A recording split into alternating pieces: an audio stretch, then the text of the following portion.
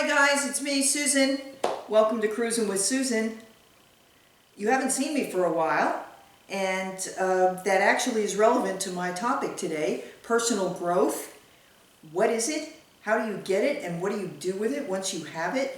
I've been pretty deeply involved in doing some personal growth activities since the last time I saw you.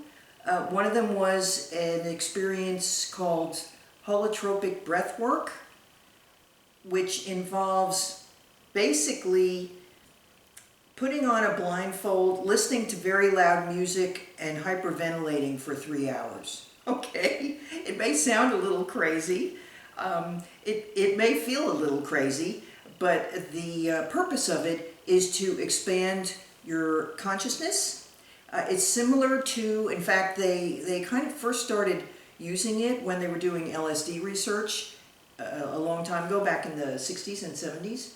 And then when LSD started to be regulated by the government and was labeled as a bad thing, the researchers, the people that were using this method, realized that hyperventilation has a similar effect on the brain. And so they started using that therapeutically as well. But my point being that for me, that was a personal growth experience. For you, personal growth might include something else.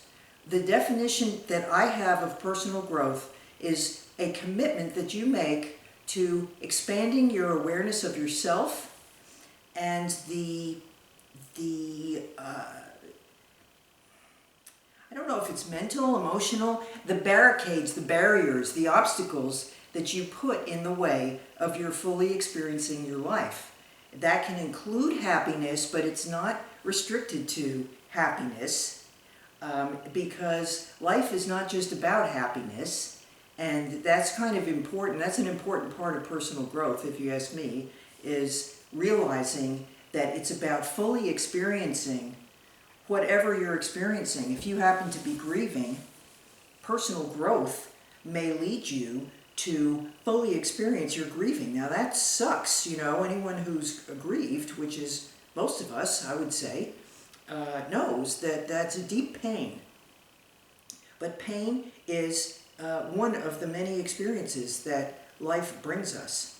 So I would say personal growth is getting outside of your comfort zone, outside of your little routine of life that often we design our routines to keep us safely in our comfort zone, our little box, and we're maybe not that unhappy, but we're maybe not that happy, and maybe sometimes we are, but there's a sense of certain challenges which can create a fear,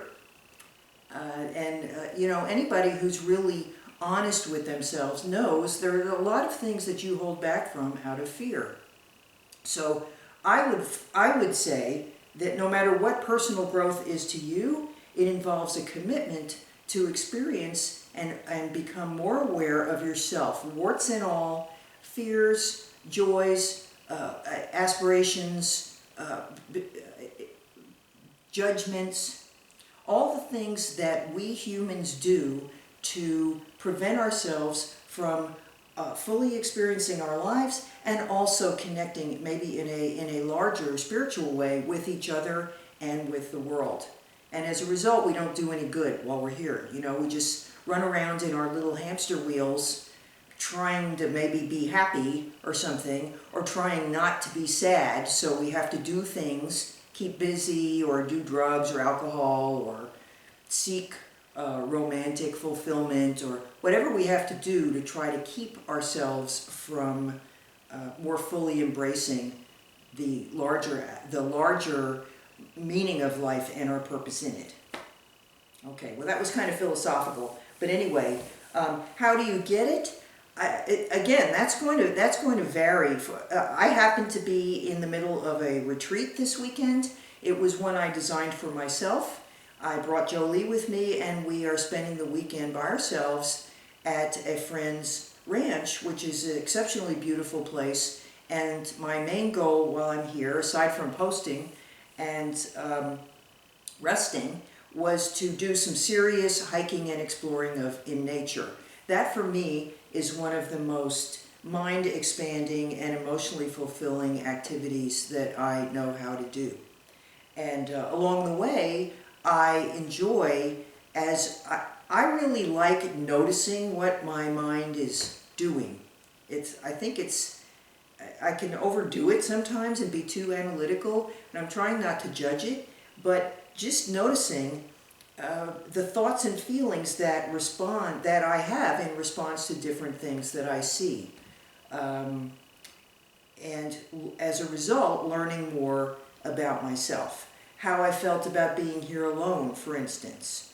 I wasn't sure. I thought maybe I would have a good time, but I didn't know. I thought I might be bored or anxious or antsy or something. And so it was a willingness to really find out what that was.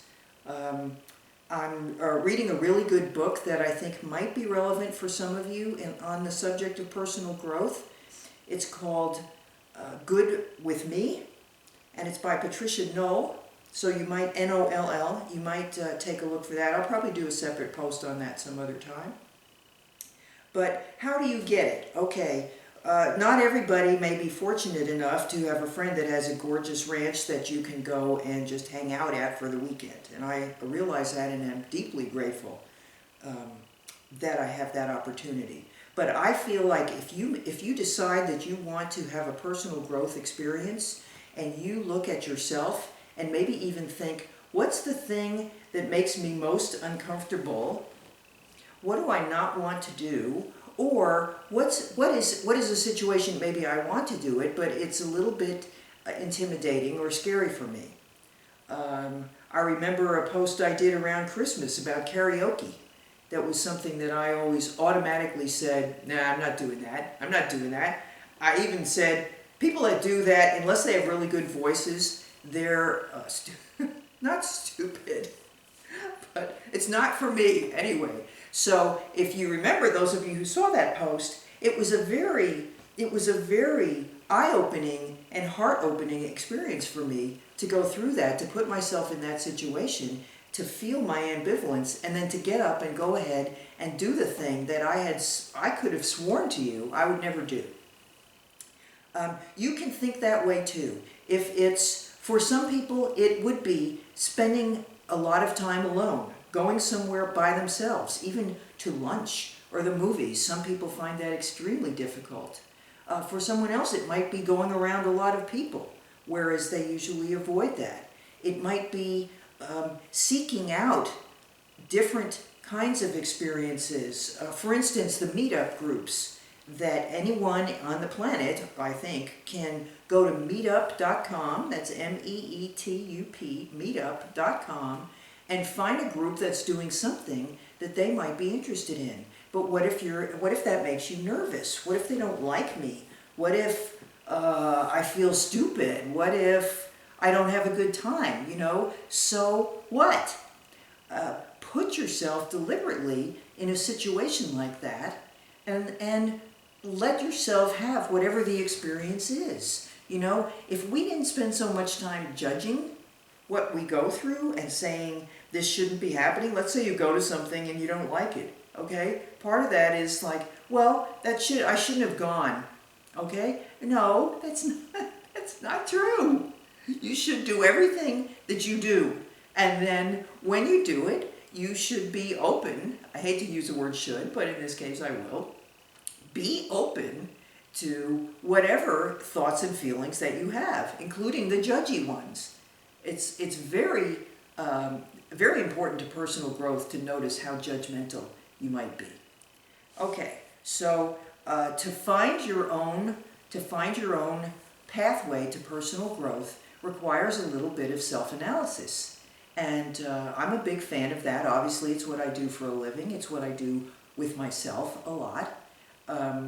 But there's a translation moment where you come out of your head of thinking, gee, if I said to you, think of the situation that you find most intimidating right now.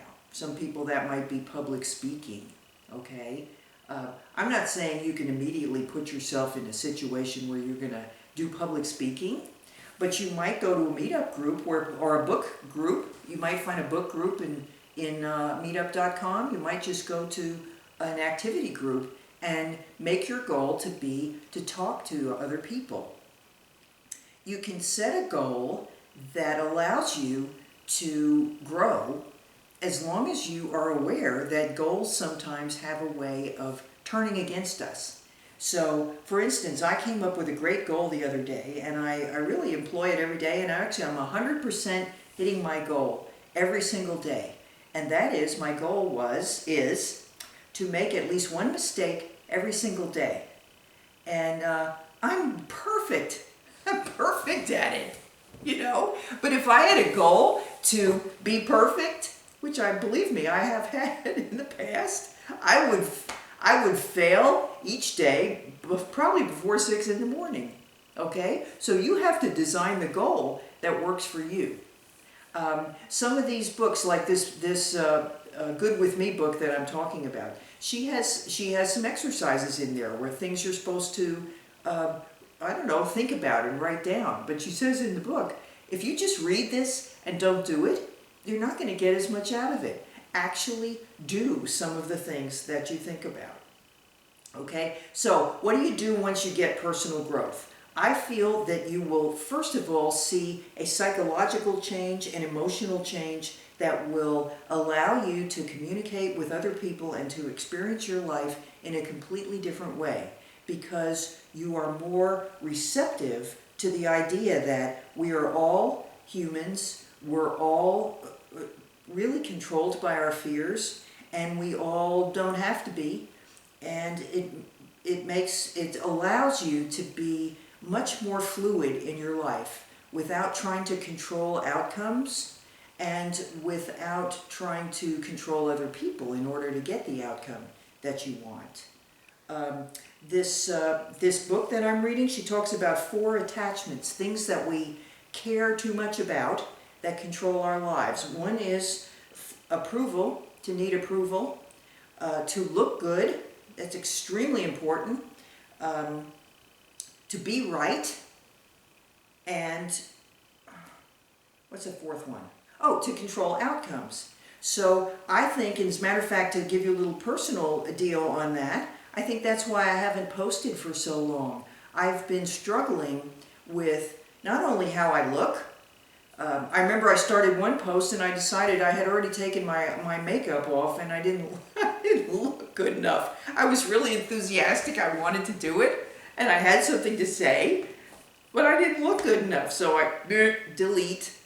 Okay. Today, the same thing. I started about 10 of them.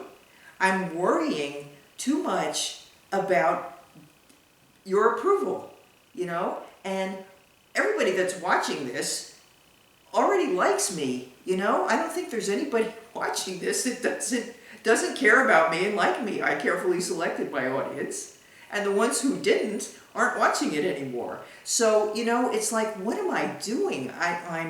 I'm restraining myself because I'm afraid of something that probably isn't going to happen. And even if it did, how does it really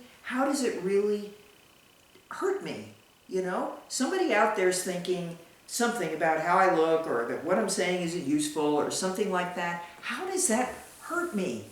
It doesn't. My thinking about it hurts me. My hurting myself with it hurts me. My deciding I have to worry about that hurts me.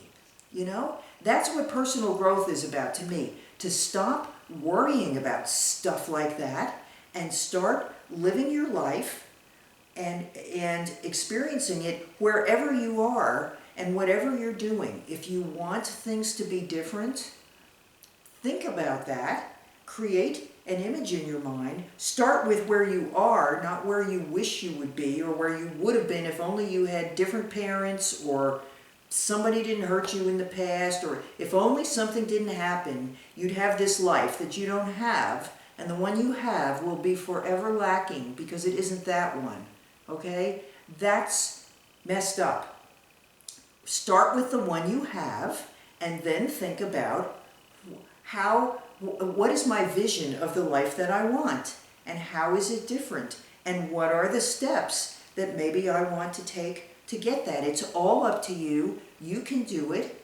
And hopefully, as you do it, as you create the life that you want, this will impact other people that interact with you. It will impact the world. The positive energy in the world will expand, and you will find yourself relating to people and situations in a much more, not just positive, but a more loving and constructive way. And we're going to raise the loving energy quotient in the universe. And I think that really is probably the most important value in personal growth.